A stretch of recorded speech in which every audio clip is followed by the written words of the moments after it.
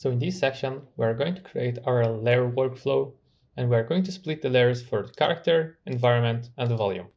So the very first thing we want to make sure is that we are creating new outputs. So the first output right now is the master layer, and let's create 3 different. This one is going to be the end. This one is going to be the character.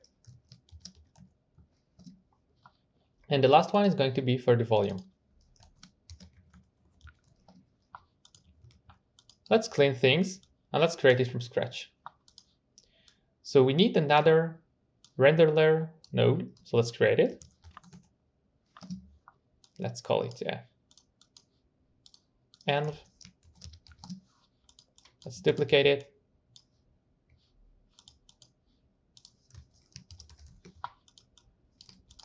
And that's the last one is for the volume.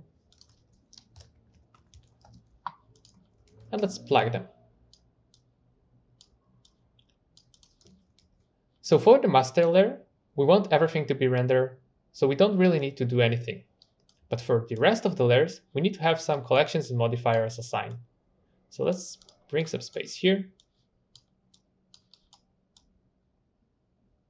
And let's create our collections first. The collection will determine which collection and which sets of objects is going to be in a certain file.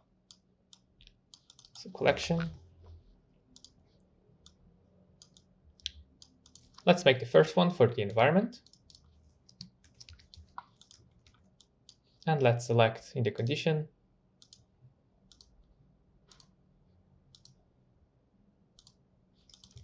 The next one is going to be the character.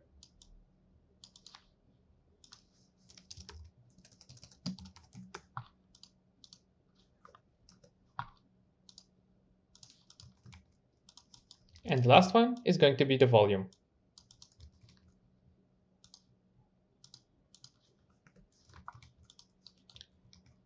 So right now, we can actually just plug this one here for the master layer because we don't really need to take any actions here.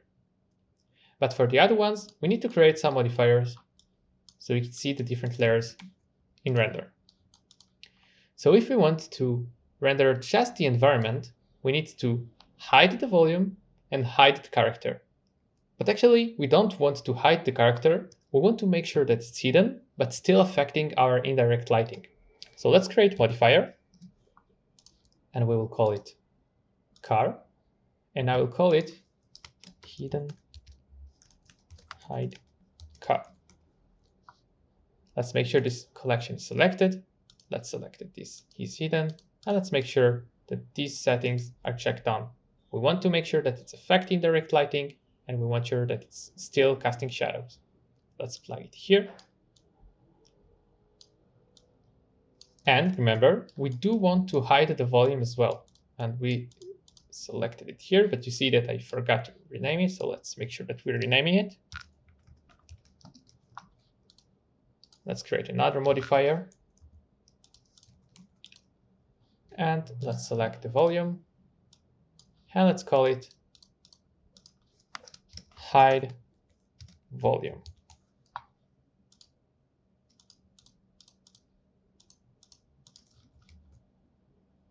Let's plug it right before this one. And let's see how things are looking if we will press render right now. Because we created some layers and created some modifiers, but some of them are empty. So let's see what's going to happen.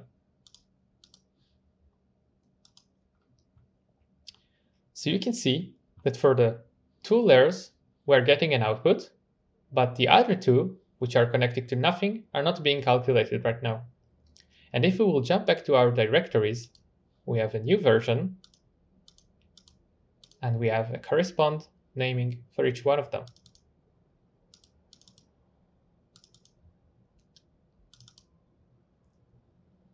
So as you can see, we hide our volume, but we still have our sky. And this is something that Epic recommended to use. We don't want to hide our sky atmosphere because I'm using sky atmosphere in this render. We want to make sure that it's all out.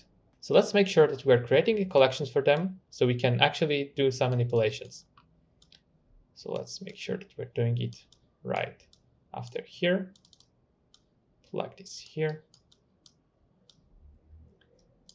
And let's create a collection for the sky atmosphere and for the height fog.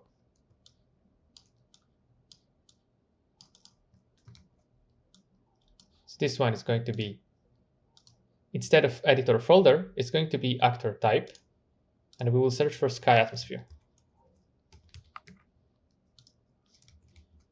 Let's call it sky sphere. And let's plug a new modifier, select it, and let's choose the old of the options. And let's see what's happening. Let's call it holdout sky. Because essentially what I'm trying to do, I want to have my environment folder rendering without the background. And let's render again. And let's see what's happened.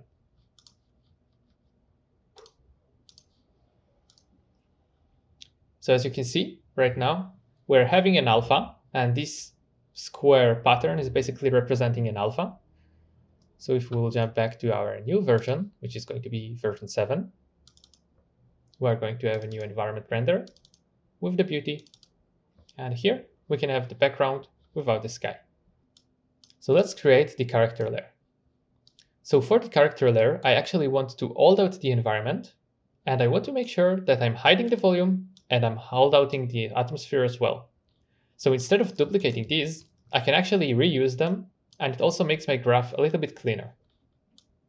So let's go back here. So instead of hiding the character, I want to select the environment, and I want to make sure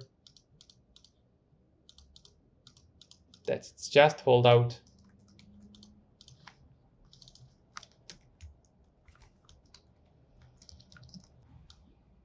Let's connect it here. And let's use these two, because we want to make sure that we are still hiding the volume from the character and we are still holdouting the atmosphere from the character as well. Let's save it and let's try to render and let's see what's going on. So like the environment, right now we have our character separation from the background. And right now I can actually already use that. So for our final render, we want to make sure that we are holdouting both the character and the environment from the volume. So for that, I can actually create a new modifier, and I can call it holdout car and. This way I can select the character, the environment, and I can make sure that they are being hauled out from the volume. Here, I can just plug it right up here, and let's clean it up a little bit. And let's see how things are looking. So as you can see, it renders our volumetric pass with the sky atmosphere and the volumetric cloud, and I'm okay with it right now. But if you want to separate it from your different elements, you can make sure that its sky atmosphere is being hauled out from the volume and the volumetric clouds are not being rendered. But for these demonstrating purposes, I will just keep it the way it is right now. And as you can see, we have a new version with new folders for each and every layer because we determined this rule earlier. So we have our master layer, which contains everything. We're having our volume, which is the sky and the volumetric. We're having our character pass. And of course, the environment. So as you can see, everything is being created automatically since we determined this rule with the file name format. And we are also having these versions so we can follow along, toggle between them, and keep a non-destructive workflow.